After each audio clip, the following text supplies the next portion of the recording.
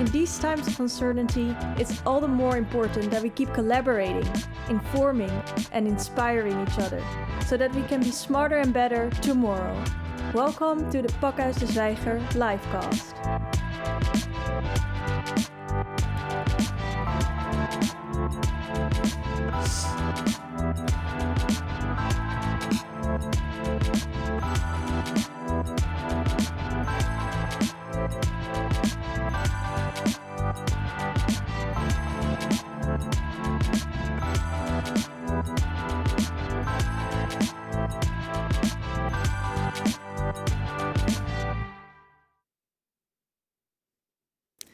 Good afternoon, Amsterdam, and good morning, São Paulo. Welcome to the 5th livecast of Infected Cities. These series are created by DutchCulture and Pakhuis de Zwijger. My name is Zoe Papaikonomou, and I am your host today. In this weekly series, we will zoom in on different cities that are hit by the corona crisis. The COVID-19 pandemic has, of course, an enormous impact worldwide on areas such as employment, healthcare, and social services. This program, however, will specifically zoom in on the cultural sector and how cultural professionals are looking for creative and social solutions in the current pandemic. Today, we will talk about the impact of coronavirus on São Paulo, Brazil. We will talk about how the pandemic is currently impacting the cultural sector, and we will also discuss which role local cultural initiatives may play in the post-corona recovery.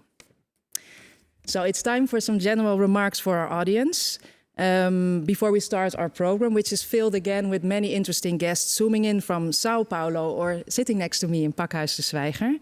A few general remarks. So thank you very much to our audience joining in via live stream on Facebook or Pakhuis de Zwijger website. If you want to participate or ask questions, this is possible via Zoom. In Zoom, you can go to the chat and then you can chat with visitors amongst yourselves. Or you can go to the Q&A and you can send in questions. And I will do my best to ask as many questions as possible to our guests today. So some background information on São Paulo. São Paulo has around 22.8 million inhabitants. This is the bigger metropolitan area, this number. It's the largest city in Brazil and also one of the top 10 largest metropolitan areas of the world. São Paulo is not only the financial and economic center of Brazil, but also unequaled in its cultural and artistic offering.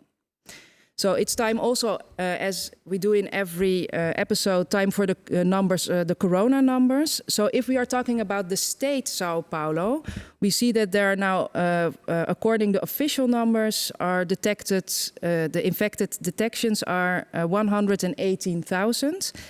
And also more than 8,000 people have passed away of COVID-19, also in the state of São Paulo. This makes Brazil entirely, it's also, of course, a very large country, but it is in the top 5 of countries worldwide with the most confirmed deaths, cases and deaths. So as you are seeing next to me is sitting Ineke Holtwijk. She is a writer and a journalist and also former correspondent of South America, expert on Brazil. Our first guest is Tuca Vieira. Before I will talk to him, we will see some drone images of the city made by Felipe of Drone Beardum.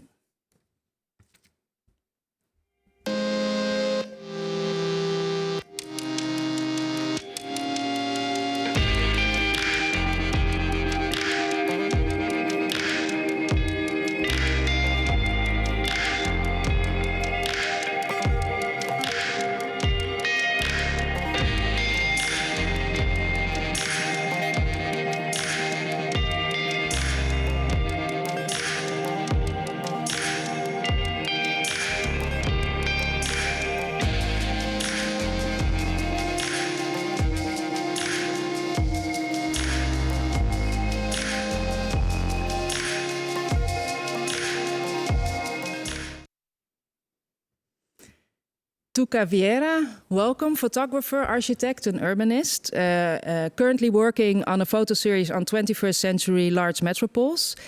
You took many photos of the empty city. Can you describe the streets of São Paulo as they are today? Is it already busy? Is it still very quiet? Well, São Paulo is definitely more busy than it should be. The authorities say that the people on the streets are about 50% than normal day, which is much more than it should be, according to the health, measures. So these pictures I took like a few weeks ago. Okay. But I do have to say that I'm showing like empty city, but it actually is not exactly like that. So you said that you took these pictures a few weeks ago. Was it then totally empty or almost empty, or was it still also quite busy or half busy as you just described? It was more empty than it's now. So the first days were really shocking, being on the street, São Paulo is like a very, very busy city. So if you have 50% of the people on the city, you can notice that. So it was really different. The mood of the city, the peace, the quiet, even the light was different. Pollution, and so it was really shocking. And now we are kind of getting used to it. But so this picture reflects like this first shock of, after the quarantine. Was it also the reason why you decided to take these pictures, to capture that moment of shock? I think we are living in a historical moment, and I am photographer, and I'm a city photographer. So, for me, it was really not an option just to stay home and see this things going on, like this historical moment. So I feel myself challenged to at least make a testimony of this moment. So this is why I took these pictures. So and you are also quite known for a picture that you took in 2004 from Paraisópolis in São Paulo. We will see it now, I think. Yeah. Can you explain a little bit about this picture? What are we seeing?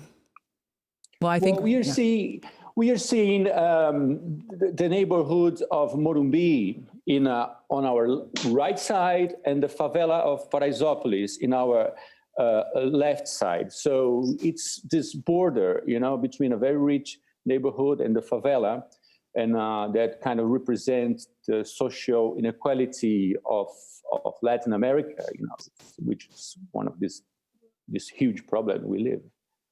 And now that the corona crisis is impacting the world and also São Paulo, how do you see that it's impacting this inequality? How can you see that? How does that show? Well, that's the thing. When people say stay home, this is just not an option for many people that lives in the favelas. In the favelas, you have 5-6 people living in a small place, and they do have to make some money to live. And the government's not really helping. So the quarantine has this geography reflection in the city. So if you are in the center, you feel like more like the way you, like this. It's like more like what is happening in a European city. When you go to the outskirts, to the favelas, it really looks like normal because people cannot just stay home. Tuca Vieira, thank you very much. We're going to talk on about the current situation in São Paulo. Joining me in this conversation is Ineke Holtwijk, who I introduced before. Also Larissa Macedo, art critic and researcher, university professor. And João Leiva, a cultural entrepreneur and researcher. Ineke, you're sitting next to me, so you are living half in Brazil and half in the Netherlands. For us, it's a good thing that you're in the Netherlands now, so we can invite you here. So what do you know about the current situation in São Paulo right now concerning COVID-19? Today, if I'm not mistaken, the mayor of São Paulo will announce he already announced that they will gradually relax the measures of social social isolation. But today he will be more concrete on this. So in fact, this is a very important day. The current situation is, you have to imagine that São Paulo is, like you said, it's the economic powerhouse of Brazil. It's quite well organized compared to other big cities and to especially to regions. So you see if you look at Brazil, you see a big difference between the city of São Paulo and the Amazon region, for instance, or the Northeast, where the health system is collapsing. In São Paulo, the first cases were reported in the beginning of March in São Paulo, and already within 2 weeks, they had a plan announced, and they were daily statistics, and they had emergency field hospitals, and they're continuing on this road, you could say. Some 2 weeks ago, the mayor said that the health system, he was afraid that the health system of São Paulo would collapse because the number of patients were very high, and intensive care were getting fuller and fuller. But this week, he announced that it all indicates that the situation in the city of São Paulo is more or less under control. So it's still growing, the number of patients, but it's growing slower.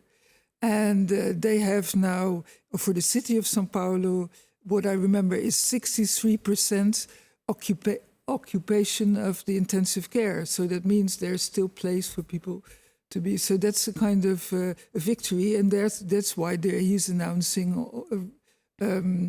He's under big pressure, of course, by businesses. He's announcing that it will be liberated a bit. An interesting, I thought it was a curious and very typical Brazilian thing. The 12th of June is the Dia dos Namorados in Brazil, so the Lovers' Day. So you always buy, most people want to buy a present. So the shopkeepers say, please have us open the shop before the 12th of June. So that's one of the details they're kind of looking into today. And is there also a big difference between the local government in São Paulo and the federal government in how they are handling this crisis? Yeah, it's a big difference, and it's a big problem. It's part of the problem, because in Brazil you have a president who's kind of diminishing the dangers of COVID-19. And he's going out of his offices and mixing with people and hugging and touching. So he's giving another message.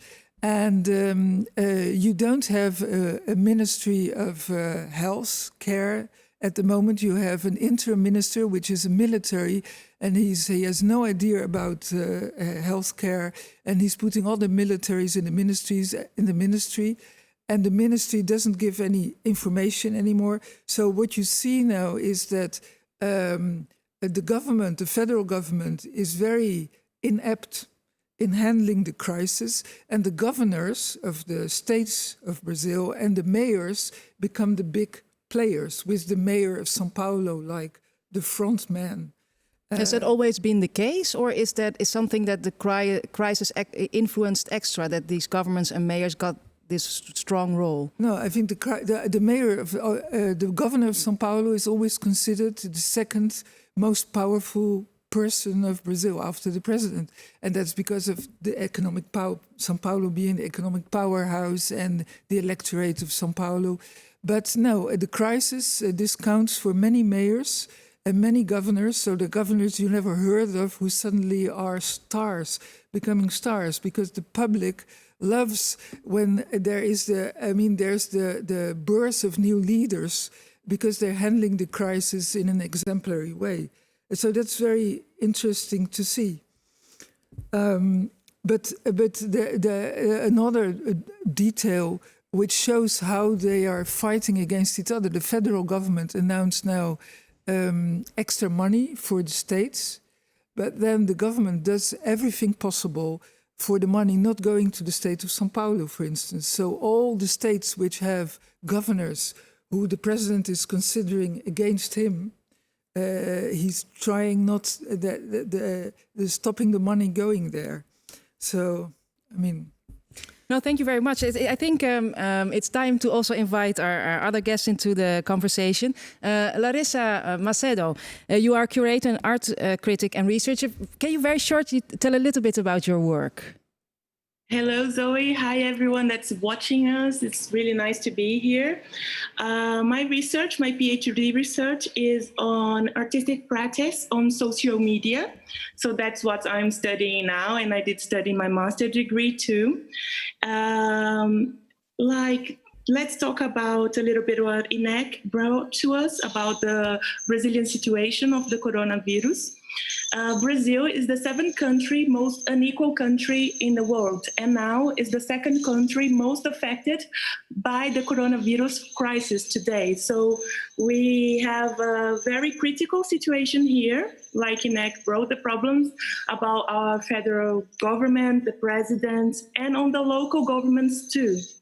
And we have a huge history. I think most of our history as a country is based on inequality, and that has become a greater problem with coronavirus, because how can we have all this social impact and different social groups being impacted by this and having no effective help by the government? We have actions, the government does do things. In other ways, we will be in a bigger chaos, but it's not efficient yet. So I think today the biggest group that has impact in this pandemic here in São Paulo and in Brazil are the majority of Black, poor, and indigenous population, especially Black women that are the majority in the essential care category, such as nursing assistants, care workers, and working in clean-related business. So these people are not getting all the help they need. We don't have this scenario here yet. Also, we have the population losing their jobs, getting unemployed, and losing income with this pandemic, and the governments don't have enough money to help these people survive. So we have this huge social problem that's happening now. And we also have... do you see? Something? Yeah, sorry. I was wondering because do you see that maybe there is some because of the government not helping too much at the moment? Is there solidarity between other groups to help each other at this moment? Yes, there is a lot of help. We are very affectionate, lovely. People love each other in Brazil and help each other. So we have a lot of actions on helping each other. I brought 3 examples. One of them is in São Paulo. Ilua Badimin is a carnival block and an education, culture, and Black art organization in São Paulo, which has 450 Black women that play in a carnival block in São Paulo. It opens the carnival in São Paulo each year, has more than 15 years today, and it has created a fund where all the integrants help to give income to the integrants that don't have income or lost their job in the pandemics. I'm part of this group. This is one of the small initiatives that are making difference. Another big initiative is CUFA, Central Única da Favela. CUFA is a non-profit organization that works like a central for favelas in the whole country, and it's helping with information and funds as well for people who lost their jobs or don't have money at the moment. And another good initiative for the culture is the Marlene Cole Fund that's helping is going to expand now and try to help more than 30,000 people that work with culture and art in São Paulo and in Brazil. So these are good initiatives among others. We don't have time to talk about them all, unfortunately, to make the difference at this critical moment. Also, João Leiva, also thank you very much for joining us from London, I believe, or not? Yes. You're currently yes. Can you tell us very shortly why you are in London? I came here to do my PhD. I'm studying at the Goldsmiths University, doing my PhD about access and exclusion to cultural activities in the main Brazilian cities. Very interesting. We will definitely talk about that as well. So, first of all, so you are a cultural entrepreneur and a researcher. Do you have something you first maybe would like to add to what one of the other speakers had said before? No, let's go on. Okay, very good. So I was wondering if you could describe to us what the current situation is in the cultural sector in São Paulo. Well, as it's happening in many big cities, São Paulo also had to close all its cultural venues. This cultural lockdown started around 10 weeks ago, and there's not yet a clear schedule that allows us to say when they will be able to reopen and what will be the rules to guarantee a safe return to the audience. But differently from some developed countries, the cultural area is not yet receiving a proper support from the government. There are a lot of local initiatives being made all over the country. Larissa mentioned some through crowdfunding, donations, to try to reduce the impact of the crisis. This is also happening in the city of São Paulo, but we still miss a more articulated and meaningful answer to protect the cultural area. I think this lack of articulation between the federal, the state, and the city hall level that was already mentioned for health is also happening to the culture. And São Paulo is a huge city, has a powerful creative economy. You mentioned some figures, but if you translate them in, for example, the participation of São Paulo in our GDP, we have around 6% of the whole population of the country, this city, not the metropolitan region, and 11-12% of the GDP. If you look to theater production, for example, we've mapped in 2018 1,600 different theater plays in the city, both for adults and children, in 277 different venues.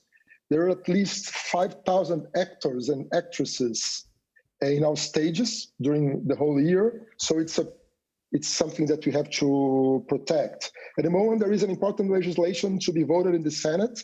Perhaps even today, I've heard, destining more than 3.6 billion reais to culture, but it still will need approval from the federal government. And as we know, they are not very sympathetic to the arts. And I'm not very optimistic about it. In the specific case of São Paulo, the city hall and the state government are trying to be more supportive. At least in their discourses, they are always underlining the importance of arts and culture for our social and economic development. I perfectly understand the dimension and the impact of the crisis to the city as a whole, that we have the tragedy of people dying, that are other priorities, that there is a great uncertainty ahead of us. But I think that we are getting to a moment when our public authorities should be considering to press the panic button for the arts and culture.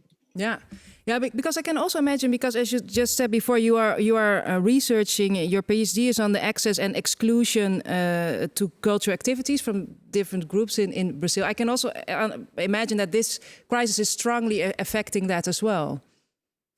Yes, certainly, because we have a lot of layers of inequality in Brazil, in education, in earnings, in age, in color of the people. We have a lot of layers, and for some of them, for example, when we resume the cultural activities, probably they could be able to pay more for theater or cinema, while poor people probably won't have this opportunity. So probably, we don't know yet, but probably inequalities will be even worse than they were before the crisis, and this will have an impact on culture for sure. Just an example, we did a survey about cultural activities in 2017 in the city of São Paulo. And at that time, almost 30% of the population said that they were able to go to cultural activities only if they were for free. You can imagine it today.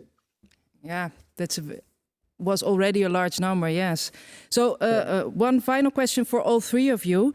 Larissa, maybe I can start with you. So how do you see the coming months, especially what you also explained about the inequalities, but also the hopeful initiatives that are erupting now? What is your viewpoint on the coming months in the current situation?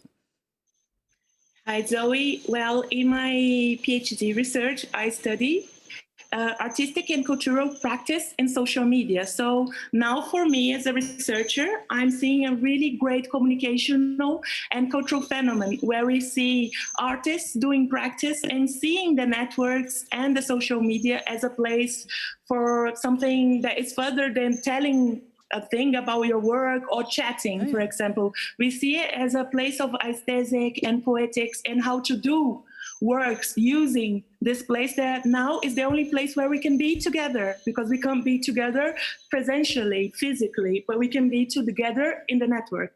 So it's a really great moment. I see incredible things being doing by artists here in Brazil and in the world. I would spend a whole day talking about that, and I would like to highlight some. Some artists are using, for example, Instagram in a poetic and aesthetic ways, like Thais Chaves, Aya Bege, Roberto Ioppi, Moisés Patrício, and Gustavo Bonha. They're doing amazing thing in Instagram, for instance. That is a huge social media network here in Brazil for this moment.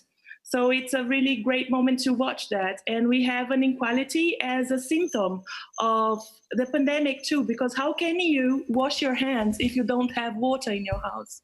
How can you do that? How can you keep social distance if you live in a small house or apartment of 20 meters with another 20 people? So inequality is harder, and the pandemic, coronavirus, is going to kill more people in the most poor people and Black people in Brazil. It's very critical. We are seeing what's the inequality baggage we carried for more than 500 years. Yeah, that's very well said. Thank you. João, same question for you. How do you see the coming months concerning the current situation? I think they will be very problematic. Differently from Larissa, I'm studying people going to cultural activities. They are all closed at the moment. I think there is a big and now what in front of us, because culture puts people together. When you look to the cinema, to the theaters, to all the festivals that increased a lot in the last years, not only in São Paulo, but in many cities around the world, we don't know what's going to happen with them. Probably there will be more space for local activities. We will have to be more digital, as Larissa was talking to us. But I think it will be a huge crisis. Imagine an orchestra, for example. You have like 100 musicians playing for 2,000 people in the audience. And then you can't have these 2,000 people in the audience anymore. You can have like, I don't know, half of it, less than that. If you have 500 people in the audience, it's one musician for each 5 people sitting in the audience. How to pay for it, all right? If you have, for example, audiovisual, it can go digital. You have streaming, a lot of things happening. You can find different sources, different fund sources to keep going. But for performing arts, for example, I think it will be very, very difficult and challenging. Yeah. The next months. Yeah, it's too very. We have to learn and experience, as Larissa was describing, also how we can use the social media, and also.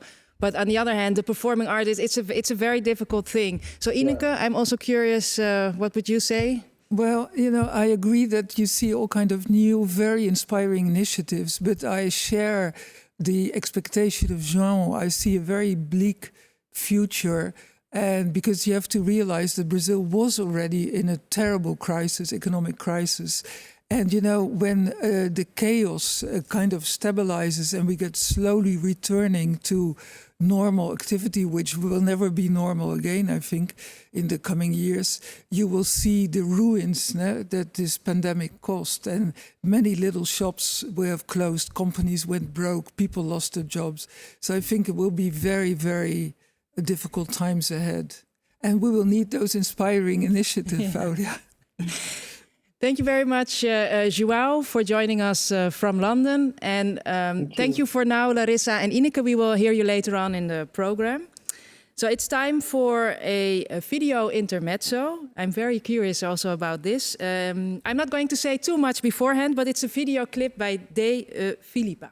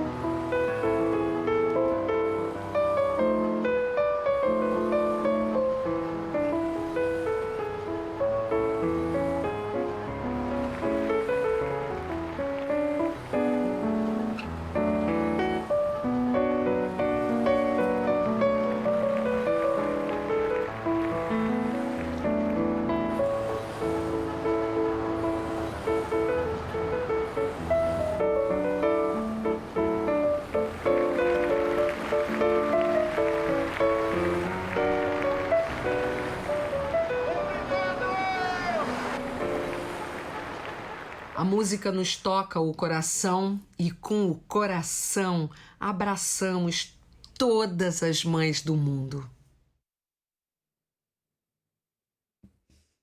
So this video was an initiative of Di Filippa with pianist Rodrigo Cunha. And this was a fragment of the video, and this video was made in relation to Mother's Day. So it's a great kickoff to our next part of the program, where we will talk with three creatives or artists about their work and how they are currently experiencing and developing initiatives. So I'm very happy that joined us now Danilo Crispi, a flautist and music teacher, Juliana dos Santos, visual artist and researcher, and also Marcela Nogueira, a creative director. Welcome, all three of you. Hello. Hello. Thank you. Hello. Good morning. Good morning. Danilo, if I can start with you, as a flautist and music teacher, what's your response to this video? Well, this video was amazing. The place where he played was a clever choice because it's an overpass for cars that's called Minhocão, which means big worm. It got this name because it was built around the buildings, and some buildings sit as close as 3 meters from the actual road. So people get very, very close to the overpass. So, and I can imagine that because of the measures, also it is becoming busier, as Tuca also described, but it's still a very different São Paulo. But I can imagine there's also less music everywhere. That's so it hurts. I think everybody that there's less music now. Yeah, less music. I was talking to my students. This meaning of the city without music outside in the streets made me realize how music is inside us. Music has a magic power to penetrate the most deep and sacred parts of ourselves. And all we have to do is listen. So you can see this power by seeing the people's reactions in the video of the pianist. Isn't that magic? You know, we use music to afford celebrations, sad and happy moments, share memories. So many other occasions, music is a part of us. And so you play in an orchestra and you also teach music. Can you tell us a little bit about how your work has changed in the past months? Yeah, it changed radically. The orchestra that I play stopped completely. Our last season concert was in March 4th in the Municipal Theater of São Paulo. We spent this last months negotiating to the orchestra doesn't shut down, and we could find a midterm about reducing the incomes in 50%, but we don't have any idea of when we will go back to play. So we are brainstorming some online projects and let's see if it happens. My private students now takes online classes, and we are starting to make some videos, video classes for my students at Guri Santa Marcelina. Oh, can you tell a little bit about Guri Santa Marcelina and how this what this is for organization and how they are adapting to the new situation? Yeah, well, Guri Santa Marcelina is a state-owned music education program to students from 6 to 18 years old. It's managed by Santa Marcelina Cultura. Its goal is to offer quality music education, social cultural inclusion integrated with social service support. We have, I guess, is about 1,300 students per year.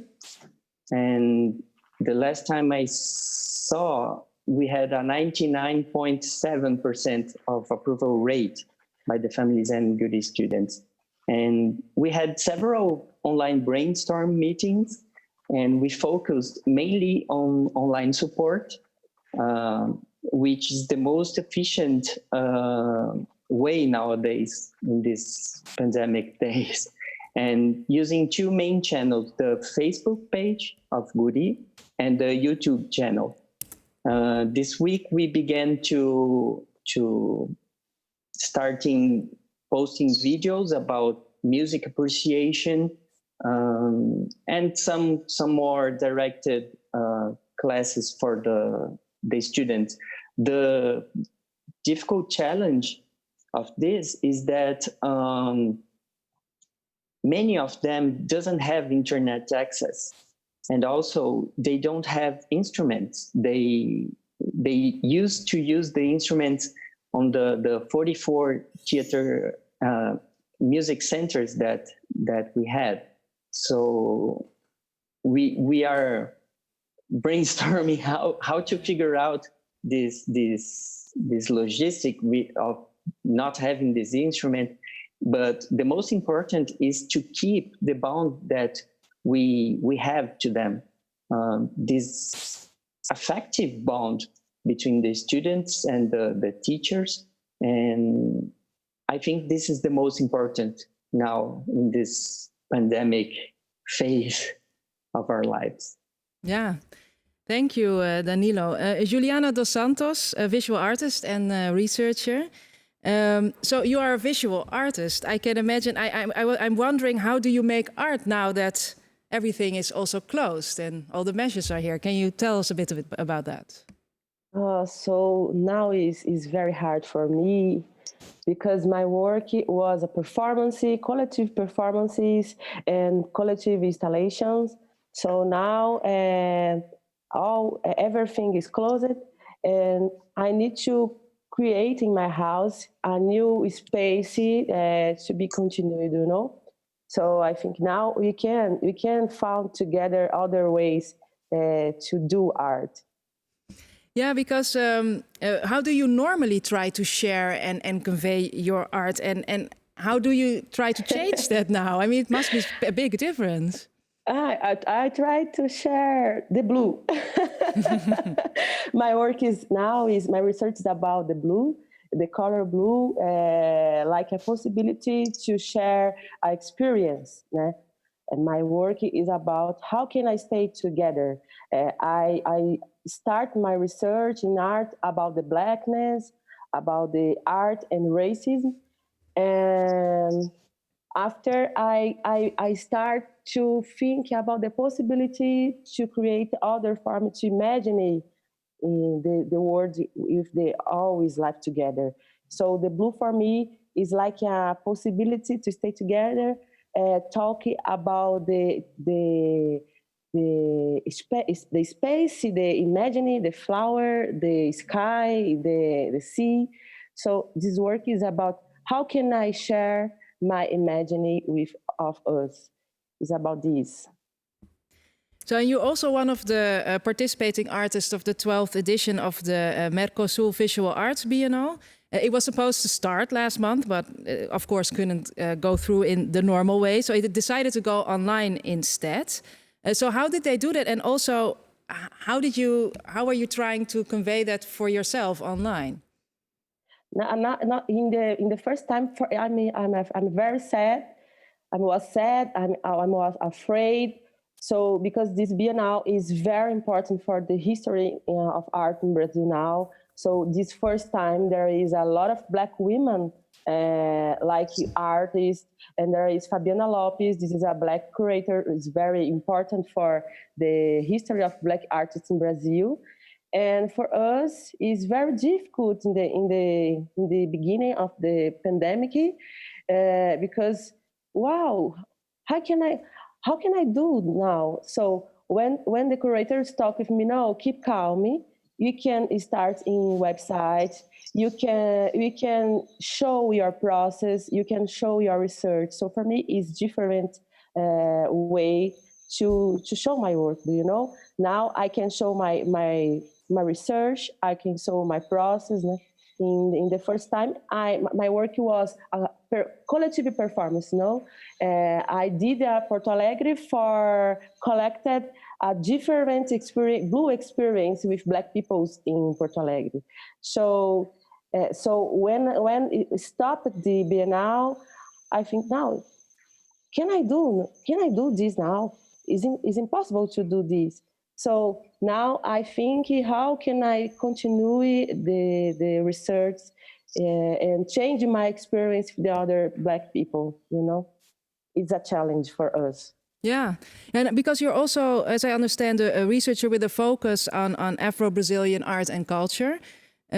So what do you think right now is the general feeling and experience of Afro-Brazilian artists in São Paulo during this crisis?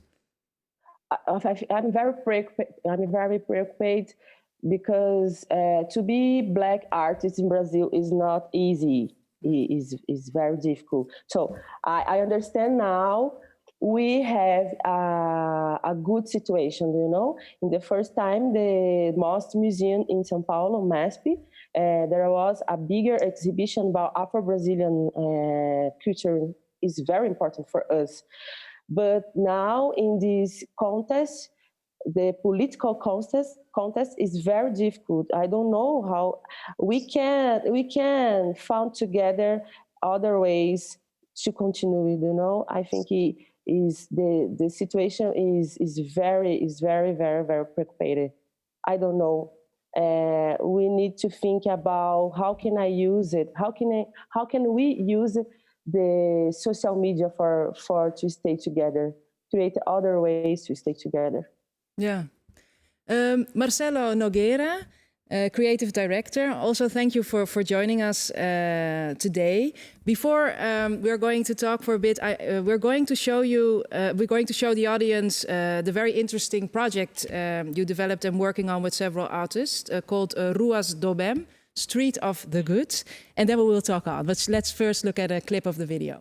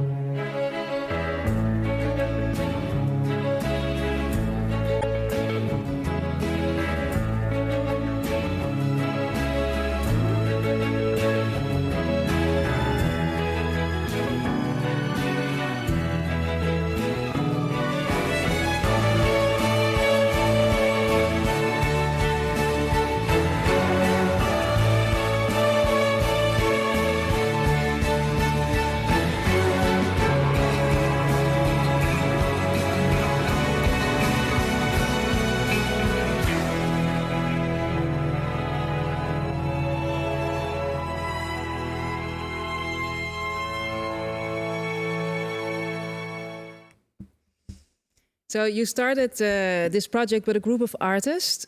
So what does the project entail and how did it come about? Well, thanks for being here. I'm very happy to be amongst all those very interesting and smart and nice people. So thanks for that. And basically, we paint 15-meter-long phrases on the streets of São Paulo, always with a positive and optimistic approach. So we decided to do it this way. It was a Victor Gheraldini idea. So he talked to me on the Saturday before Easter, and he gave me 2 hours to come up with the phrases because he wanted to paint the asphalt during the night. So the city would wake up with the sentences on Sunday. So a funny fact, we didn't know each other before that. My wife introduced us at that very moment. And I just loved the idea. And I was, as everybody else, I was at home. I was anxious, wanting to help. I didn't know how to help, and this was a very good opportunity to do something useful. And using words and communication, that are the tools that I use at work as a creative director. So, and how did people respond to the sentences? Because São Paulo woke up and all of a sudden there they were. we had many reactions. The first one was the police almost arresting the group because we didn't have yet the official authorization. So Victor had to explain to the police officers the idea that the paint that we use is water-based, so it wouldn't hinder the public property. But after that, we have the support from City Hall. But the reactions are very good. Many people take pictures of the phrases, post videos. Every day people film it and put it on social media.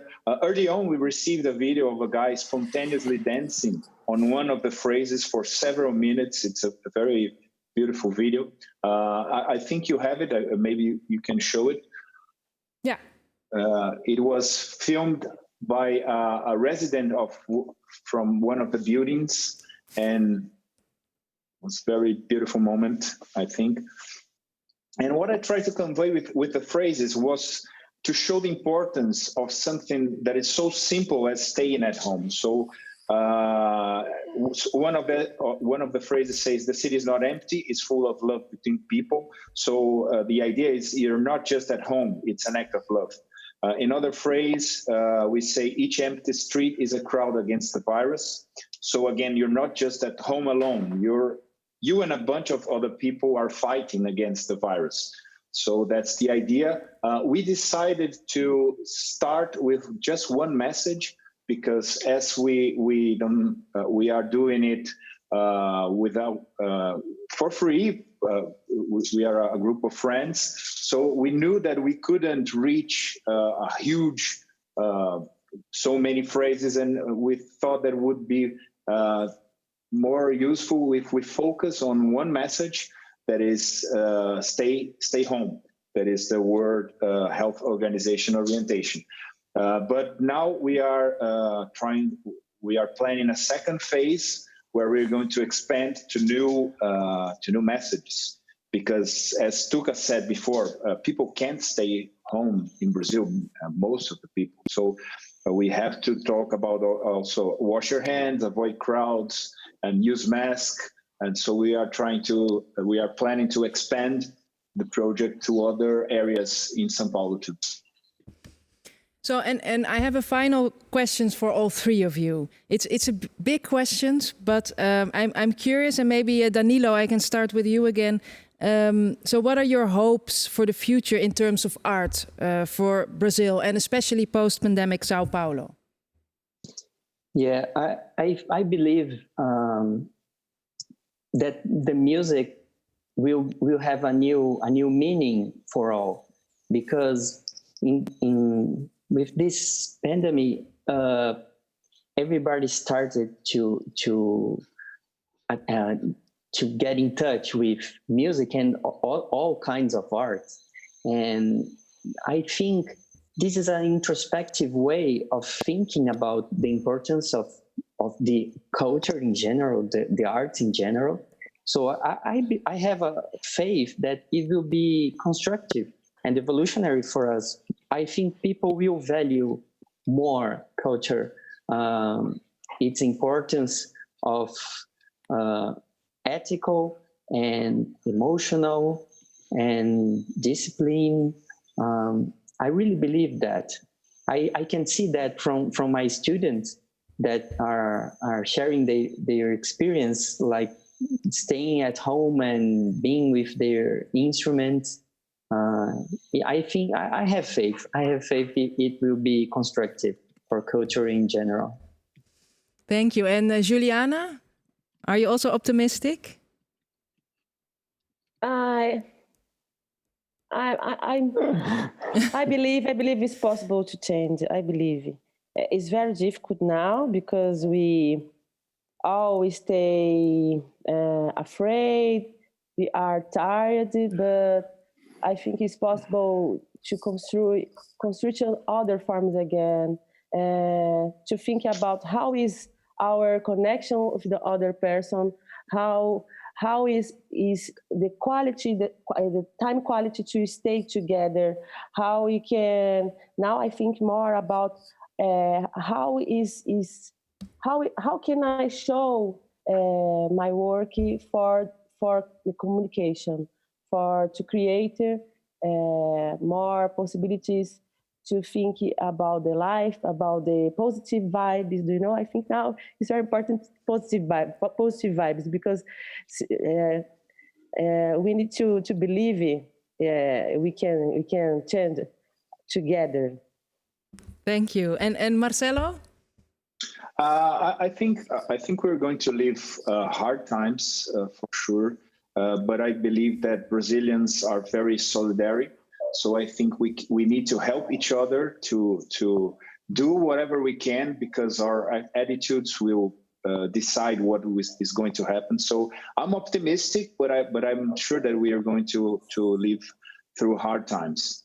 And also we are launching our website, ruasdoBem.com.br. So if you can go there. Yes, thank you very, very much for mentioning that, Marcelo. And also thank you, Marcelo, Juliana, and Juliana and Danilo for joining us today and sharing your stories and experience. It's time to go to the final part of our program. We are also curious to see how cultural institutions, not only cultural institutions, but also urban planners are dealing with the crisis. So we have a duo interview. I'm very happy that are also joining us Aurea Vieira, the head of the International Affairs of SESC of São Paulo, and Ana Carla Fonseca, economist and an urbanist working with creative cities.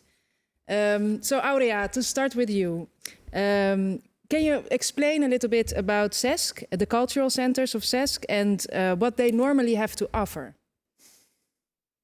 Well, thank you for the opportunity to share this roundtable with people I admire. And we all know DutchCulture is a very special partner for SESC. The Netherlands Consulate is also a very close partner, a valuable one.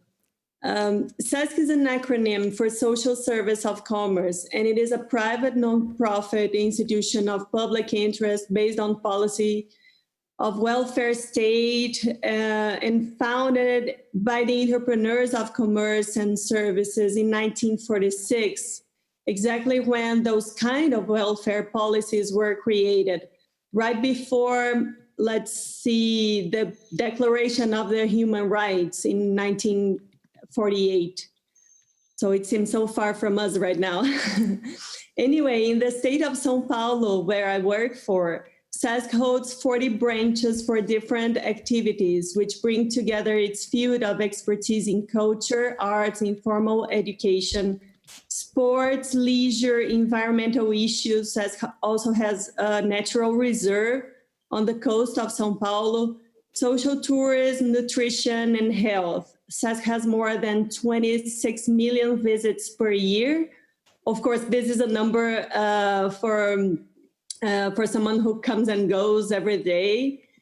In this sense, once you get into one SESC venue, you have full access to the spaces and contents offered by the institution. Anyway, our actions aim to develop international partnerships, bilateral interests, and for the implementation of projects as well.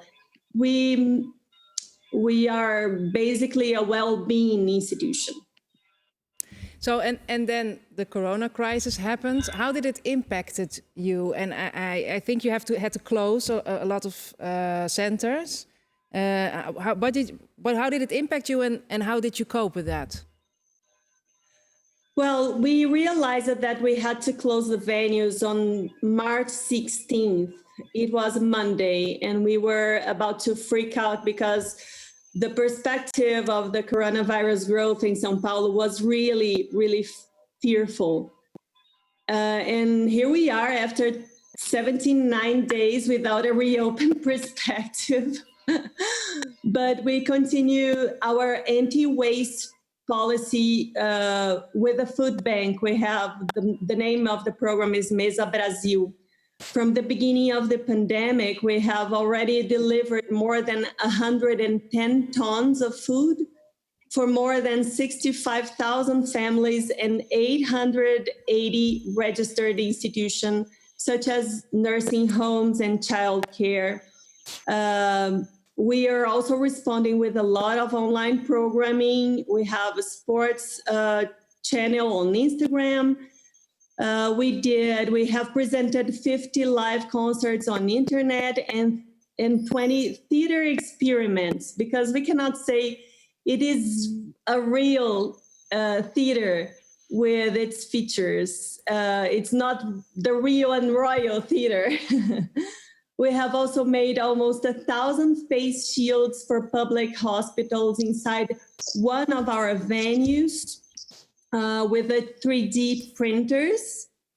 And SASC has also SASC made a donation of almost 500,000 items, including gloves, caps, and masks of all medical types from the dentistry department we have at SASC. So the beneficiaries from Mesa Brasil and public hospitals are really happy and thankful. And the artists, I think some of them are very enthusiastic, by the way, to broadcast their work. And some of them miss the audience anyway. But how is the audience responding to this online programming? Well, normally that's what we have to do with the performing arts. The audience it's quite okay. We cannot do differently. So this is the way we do performing arts right now. They don't have a choice. To hire the artists. Yeah. Also, I'm also wondering if you look at the future, because as you were saying, it's not clear when things can reopen. How do you deal with that, being quite a big organization? Because you normally make short-term, long-term decisions, policy. How do you deal with that? Well, this is a very difficult question, and I thank you for having this question for me, because SASC has undergone 50% reduction of its revenue for the months of April, May, and June. And we will face in the near future an even more painful reduction because of the unemployment in Brazil, which will be very, very hard. Inek just told us about it earlier. In addition to this, I think arts and well-being centers, sports centers will suffer a huge consequence. We'll have to deal with the capacity of people per room. Danilo just said something like this, and you have said already. And we will have some activities, not all activities. Secondly, people will be afraid, I think, to go to the theaters, restaurants, movie theaters, parks, wherever there is an aesthetic fruition around. And without the immunization of the population, without the vaccine, we will lose many good things and a lot of this sharing spirits in sports and in the arts, unfortunately. But I hope we can find a good light in the end of a tunnel and go on, because it's known by all means that we cannot live a life without sports and arts. So it's done for us. We have to face a new way to communicate with the planet Earth. We have to have little faith in people, as we have this message and this quote in Manhattan, Woody Allen's film. So let's see. Yeah, but I think I agree with people that say the performing arts, the way to present arts will be more powerful in the future. Thank you, Aurea. Ana Carla, you are an economist and an urbanist. Also, welcome to the program. So you have been working with São Paulo as a creative city, and how creativity can play a role in growth and innovation and development. Can you explain a little bit about how that works? Yes, sure. Thank you for having me here. I developed my PhD thesis on São Paulo as a creative city maybe 10 years ago. And just to make sure that we have the same concept in mind, we worked on 3 axes. So connection, innovation, and culture. And São Paulo, by all means, is a very diverse city. Just for those who haven't been here yet to have an idea, we have 96 districts. So it's very hard to have an interconnected city.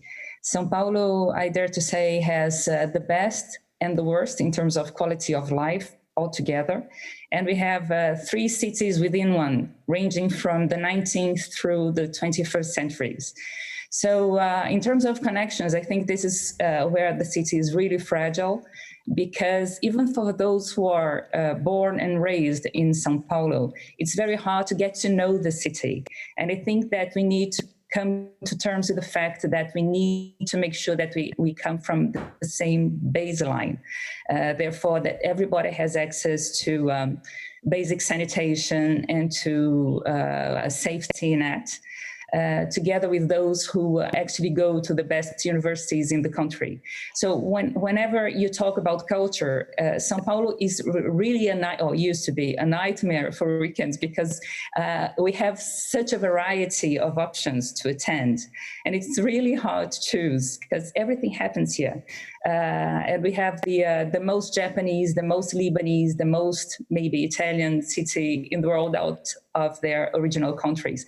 So we have a huge diverse culture. We have innovation everywhere. São Paulo is a city that had to reinvent itself many times. For many decades, it was the city that had the highest growth rate in the world. So until the half of the 19th century, it was a very poor village. Then it became the industrial powerhouse of the country, the service powerhouse, and now more and more the quaternary sector, therefore the intellectual industries. But all these industries need desperately culture and creativity. And I think that this is one of the common base grounds where that we were all discussing here with my colleagues. We need to make sure that this creativity is still everywhere, not just for social terms, for the impact of the cultural sector, but also for the economic sector itself. Also, like how you're phrasing that, like Sao Paulo is a city that had to reinvent itself over and over. And how are you going to use this? How can creative industries have a positive impact in reinventing Sao Paulo again, as every city in the world has to reinvent itself after this crisis? How can creative industries play a positive role in that? I think that we are already facing many different examples. I sent a few pictures. I'm not sure they are available right now, but there are many different initiatives. For instance, this is an interesting one on video mapping. So it's a company called SP or São Paulo Arte Conecta. And they had all this video mapping on building facades and walls to make sure that people would still have access to art from their windows. So it's something that you see it emerging everywhere. It's popping up in all different places of the city. The civil society and the cultural industries and the entrepreneurs, obviously, are trying to do something to make sure that people don't really lack so much culture. So this video mapping initiative, there's another one on a drive-in theater in a cultural space called Latin American Memorial, which is very raw, very dry. And it will be on from mid-June through the end of July with drive-in programs. There's a very interesting initiative for kids called Kite in Night, using a contest for kites with LED lights, just to make sure that kids have access to, inputs, colors. They can still have subsidies for imagination, which is crucial. But maybe my preferred one is the Art of Helping from Cobra. You possibly know him. It's a muralist, very well known globally. And Cobra is in a small city in the countryside called Itu. And he decided to have this mural depicting 5 children from 5 different continents praying behind, as you can see, face masks. printed with the symbols of the five biggest world religions, therefore Islam, Buddhism, Christianity, Judaism, and Hinduism.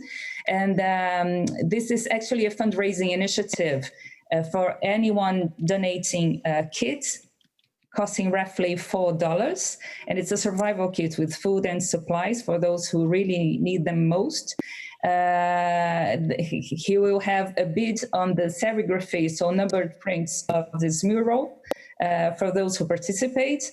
And for anyone donating more than 1,000 kits, he will automatically get one of the prints. So by now, they already have collected money for over 15,000 kits.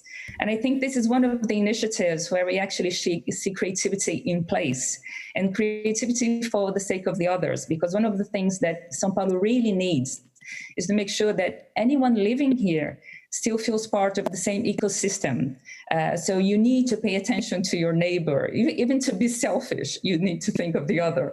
You need to make sure that you see what's in the outskirts. You need to make sure that everything belongs to the same part of the community. And I think this is one of the biggest and most precious legacies that maybe the pandemic can give us. Thank you so much, Ana Carla, and also Aurea for joining us this afternoon. So it's time to slowly start closing the program. Ineke, I'm looking at you first. So you stayed with us the entire program, of course. What stood out to you as you listened to all the very interesting speakers and their stories? Well, it confirms again that Brazilians are extremely open-minded, flexible, affectionate, creative. Reinventing and rediscovering will be the keys of that will give hope. In Brazil, they have this very nice proverb, and it says, "A última coisa que morrer é esperança." The hope dies last. So I think the Brazilians themselves are the biggest asset of Brazil, and I think what. For instance, Danilo said, rediscovering the force of music. And what others also mentioned is rediscovering the things, the force of art, the joy of being together, and not through chat, but physically being together. I think Brazil has a lot, very good stakes of overcoming the crisis by this being together. And just one little thing which came to my mind when you were talking in Brazil is remember the rich. They're filthy rich people in Brazil, and some of the rich already started to become more interested to give big amounts of money. I'm talking about 1 billion, and so this thing that was mentioned, that you are a member of a community, if the rich would also, through this pandemic, start feeling part of the community and take the responsibility, I think that would be also a very good thing, and I also hope for that. Thank you very much also for being here today, Ineke. We are going back to Larissa Macedo. Thank you for staying with us, Larissa. I appreciate it. So after listening to the entire program, what would you like to give our viewers as sort of a take-home message?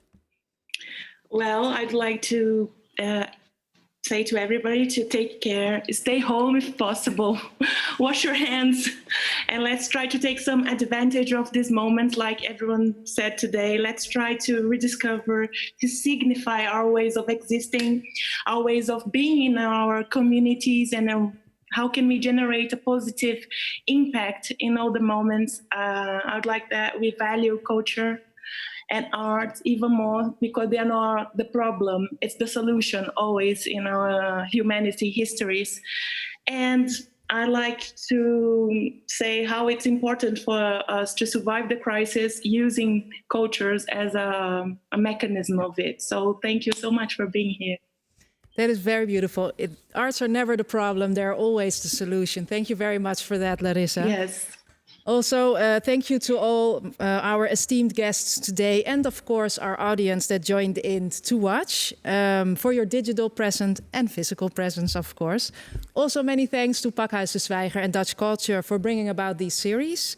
You can watch back previous editions and also rewatch this edition on São Paulo at the Pakhuis de Zwijger website or YouTube. DutchCulture will also write an article about all the individual programs on their website. And we will meet again next Thursday, and then we will talk about the situation in Shanghai. Have a nice day and stay healthy.